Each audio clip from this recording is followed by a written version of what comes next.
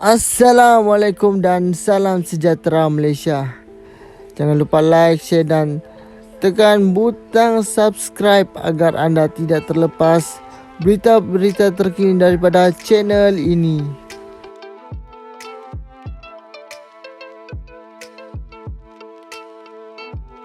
Vladimir Putin mahu tamatkan perang Rusia-Ukraine. Moskow. Presiden Vladimir Putin berkata Rusia berhasrat mahu menamatkan perang di Ukraine yang akan membabitkan penyelesaian diplomatik. Putin membuat kenyataan itu sehari selepas Presiden Amerika Syarikat Joe Biden yang menjadi tuan rumah kepada Presiden Ukraine Volodymyr Zelensky di rumah Putin menjanjikan sokongan Amerika Syarikat yang berterusan dan tidak berbelah bagi. Matlamat kami bukan meningkatkan konflik ketenteraan, sebaliknya untuk menamatkan perang ini. Kami akan berusaha untuk menamatkan ia dan sudah tentu lebih cepat lebih baik, kata Putin.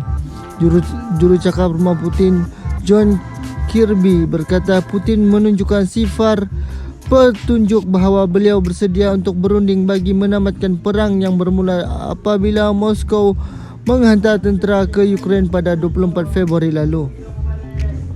Ia sebaliknya semua yang beliau lakukan di darat dan udara menggambarkan seorang lelaki yang mahu terus mewujudkan keganasan ke atas rakyat Ukraine dan meningkatkan perang, kata Kirby kepada pemberita ketika taklimat dalam talian.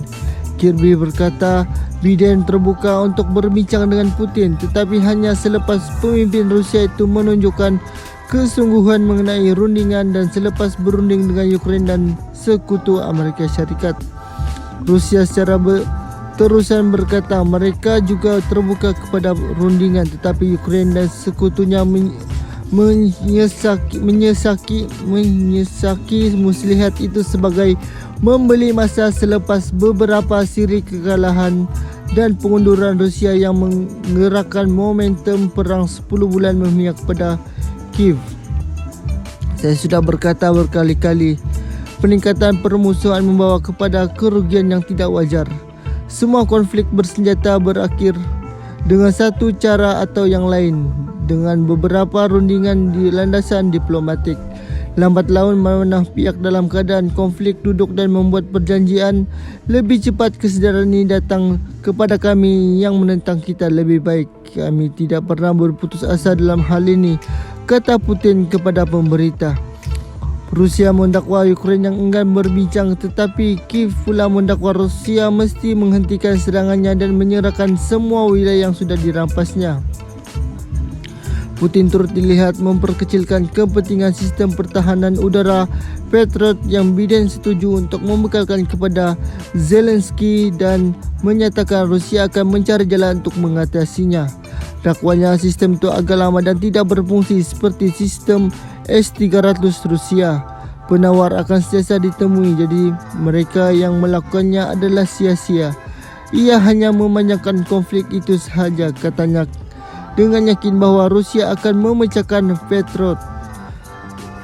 Putin juga berkata had harga yang dikenakan ke atas minyak Rusia oleh negara-negara barat bertujuan untuk menghadkan keupayaannya untuk membiayai perang tidak akan merosakkan ekonomi Rusia.